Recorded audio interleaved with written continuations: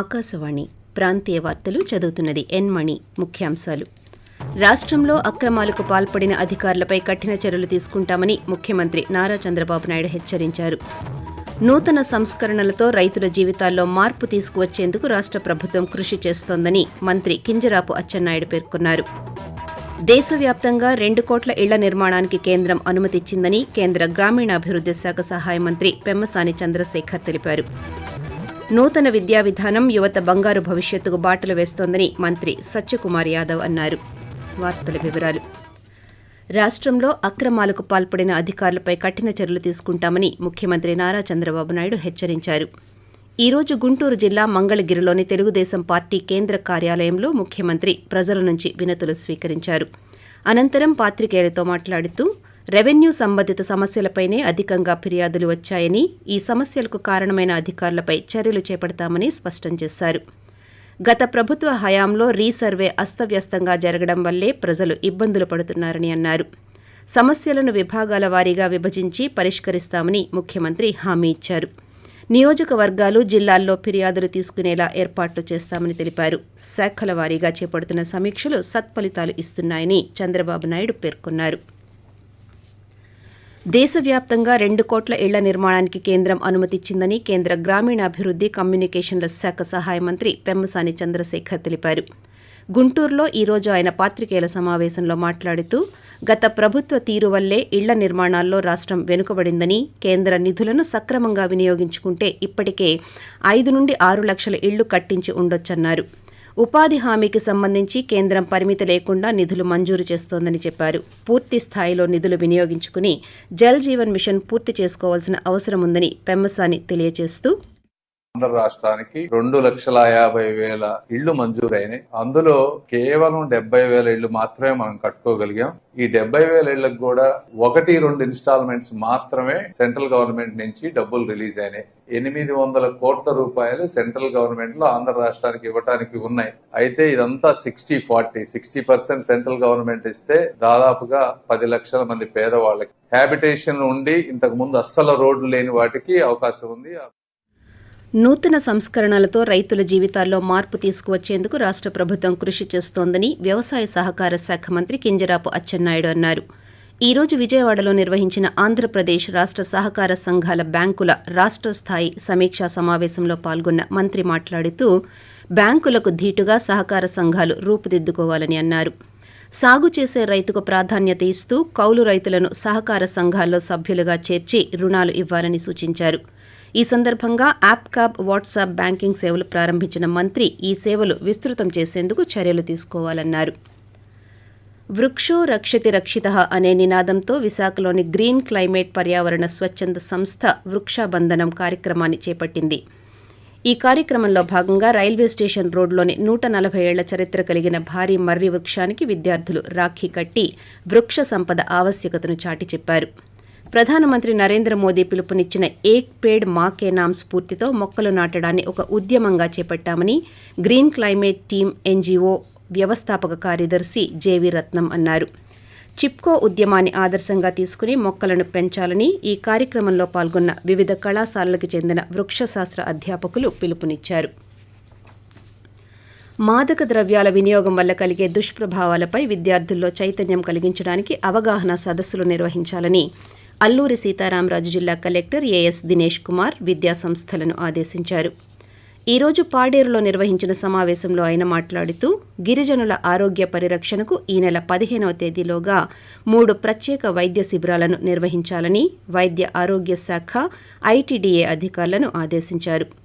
వైద్య శిబిరాల్లో విద్యార్థులు, స్వచ్ఛంద సంస్థలు, అధికారులు పాల్గొనాలని ఆదేశించారు. అదేవిధంగా లీగల్ సెల్ అథారిటీ ఆధ్వర్యంలో ఉచిత న్యాయ సలహాలు, సూచనలు అందిస్తారని, దీనిని గిరిజనులు సద్వినియోగం చేసుకోవాలని కలెక్టర్ తెలిపారు. ఆకాశవాణి ప్రాంతీయ వార్తలు వింటున్నారు. ఉత్తరాఖండ్లో భారీ వర్షాలు కురుస్తున్న నేపథ్యంలో కేదార్నాథ్ యాత్రకు వెళ్లిన తెలుగు యాత్రికులు సహాయం కోరుతూ కేంద్ర హోంశాఖ సహాయ మంత్రి బండి సంజయ్కు సమాచారం అందించారు. కేదార్నాథ్ స్వర్గరోహిణి కాటేజ్లో ఆహారం, నీరు దొరక్క ఇబ్బందులు పడుతున్నామని, తమకు సహాయం అందించవలసిందిగా యాత్రికులు కేంద్ర మంత్రిని కోరారు. వెంటనే స్పందించిన కేంద్ర మంత్రి ఉత్తరాఖండ్ అధికార యంత్రాంగంతో మాట్లాడడంతో వారిని సురక్షితంగా బయటికి తీసుకొచ్చే ప్రయత్నం చేస్తామని ఆ జిల్లా కలెక్టర్ తెలిపారు. నూతన విద్యా విధానం యువత బంగారు భవిష్యత్తుకు బాటలు వేస్తోందని రాష్ట్ర ఆరోగ్య కుటుంబ సంక్షేమ శాఖ మంత్రి సత్యకుమార్ యాదవ్ అన్నారు. ఉన్నత విద్యలో జాతీయ విద్యా విధానం అమలు, సవాళ్లు అనే అంశంపై విజయవాడలో 2 రోజుల సదస్సు ఈ రోజు ప్రారంభమైంది. ఈ కార్యక్రమంలో పాల్గొన్న మంత్రి మాట్లాడుతూ భారతీయ విలువను జోడించిన ఈ కొత్త విద్యా విధానం యువతలో సృజనాత్మకతను వెలికితీస్తుందని అన్నారు. ఆర్థిక పరిస్థితులు, ఇబ్బందులు ఉన్న వారికి కూడా ఈ నూతన విద్యా విధానం ద్వారా ఎక్కడైనా చదువుకునే అవకాశం ఉందని తెలిపారు. నూతన విద్యా విధానం ద్వారా జరిగే మంచిని ప్రజల్లోకి తీసుకువెళ్లేలా చర్యలు తీసుకోవాలని పేర్కొంటూ, నూతన విద్యా విధానం మీరు ఎక్కడైనా సరే ఈ దేశంలో ఈ యూనివర్సిటీలు చదువుతూ తర్వాత ఏ యూనివర్సిటీ కన్నా వెళ్లి చదివే అవకాశం ఉంది. విప్లవాత్మకమైన నిర్ణయాలు ఇవన్నీ తీసుకోవడం జరిగింది. ఇది ఖచ్చితంగా ఆర్థిక పరిస్థితులు బాగాలేని వాళ్ళకి, ఇతరత్ర సమస్యలు ఉన్న వాళ్ళందరికీ కూడా సమగ్ర విద్యా విధానం రావడం వల్ల ఇవాళ ఖచ్చితంగా ఇది ఒక ఆపర్చునిటీగా మనం భావించాల్సి ఉంది. న్యూ ఎడ్యుకేషన్ పాలసీ చదువు చెప్పే వాళ్ళకి, చదువు నేర్చుకునే వాళ్ళకి కూడా వరం లాంటిది నూతన విద్యా విధానం. గోదావరి నదికి వరద కొనసాగుతోంది. అయితే వరద ఉధృతి కాస్త తగ్గడంతో భద్రాచలం వద్ద మొదటి ప్రమాద హెచ్చరికను ఉపసంహరించుకున్నారు. ధవళేశ్వరం బ్యారేజ్ వద్ద గోదావరి స్థిరంగా కొనసాగుతున్నప్పటికీ ఎగువన కురుస్తున్న వర్షాలతో ఉధృతి మళ్లీ పెరిగే అవకాశం ఉందని అధికారులు భావిస్తున్నారు.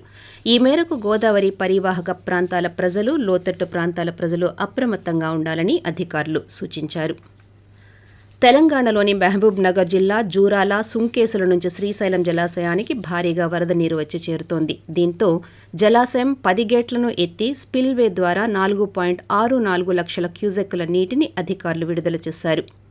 జలాశయం గరిష్ట నీటి మట్టం 885 అడుగులకు గాను ప్రస్తుతం 883.8 అడుగుల వరకు నీరు చేరింది.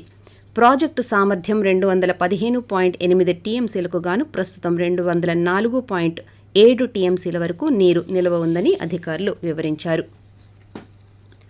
బంగాళాఖాతంలో ఏర్పడిన అల్పపీడనం ప్రభావంతో రాష్ట్రంలో రాబోయే 3-4 రోజుల్లో భారీ నుంచి అతి భారీ వర్షాలు కురిసే అవకాశం ఉందని భారత వాతావరణ శాఖ తెలిపింది. ఈ అల్పపీడనం పశ్చిమ వాయువ్య దిశగా పయనించి వాయుగుండంగా మారనుందని ఐఎండీ పేర్కొంది. దీంతో ఈ రోజు నుంచి ఈ నెల 6వ తేదీ వరకు రాష్ట్ర వ్యాప్తంగా వర్షాలు కురిసే అవకాశం ఉందని పేర్కొంది. పలు జిల్లాల్లో అక్కడక్కడ పిడుగులతో కూడిన తేలికపాటి నుంచి ఓ మోస్తరు వర్షాలు కురుస్తాయని, ప్రజలు అప్రమత్తంగా ఉండాలని ఏపీ విపత్తుల నిర్వహణ సంస్థ తెలియజేసింది. శ్రీకాకుళం జిల్లా బుడగట్లపాలెం సముద్ర తీరంలో నిర్మిస్తున్న ఫిషింగ్ హార్బర్ పనులు వేగవంతం చేయాలని కలెక్టర్ స్వప్నిల్ దినకర్ పుణ్కర్ సంబంధిత అధికారులను ఆదేశించారు. ఈ రోజు ఎచ్చెర్ల మండలంలో పర్యటించిన కలెక్టర్ బుడగట్లపాలెంలో రెవెన్యూ, అటవీ శాఖలు సంయుక్తంగా సర్వే జరిపి హార్బర్ పనులకు అడ్డంకి లేకుండా చర్యలు తీసుకోవాలన్నారు. ఆగిపోయిన హార్బర్ పనులను ప్రారంభించి ప్రతి 15 రోజులకు ఒకసారి తనకు నివేదిక అందజేయాలని అధికారులను కలెక్టర్ ఆదేశించారు. తిరుమల శ్రీ వెంకటేశ్వర స్వామి సర్వదర్శనం టోకెన్లు కలిగిన భక్తులు వారి టోకెన్లపై నిర్దేశించిన సమయానికి మాత్రమే క్యూ లైన్లోకి ప్రవేశించాలని తిరుమల తిరుపతి దేవస్థానం ఈ రోజు ఒక ప్రకటన ద్వారా విజ్ఞప్తి చేసింది. కేటాయించిన సమయానికంటే ముందుగా వెళ్లిన భక్తులను క్యూ లైన్లోకి అనుమతించరని టీటీడీ తెలిపింది.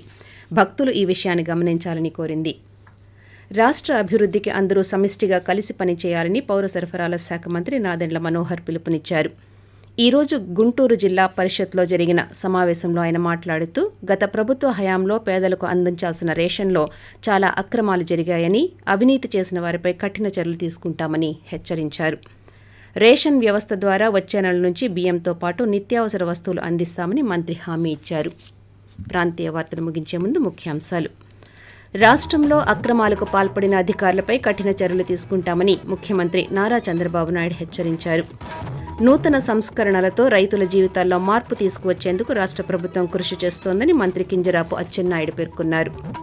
దేశవ్యాప్తంగా 2 కోట్ల ఇళ్ల నిర్మాణానికి కేంద్రం అనుమతిచ్చిందని కేంద్ర గ్రామీణాభివృద్ధి శాఖ సహాయ మంత్రి పెమ్మసాని చంద్రశేఖర్ తెలిపారు. నూతన విద్యా విధానం యువత బంగారు భవిష్యత్తుకు బాటలు వేస్తోందని మంత్రి సత్యకుమార్ యాదవ్ అన్నారు.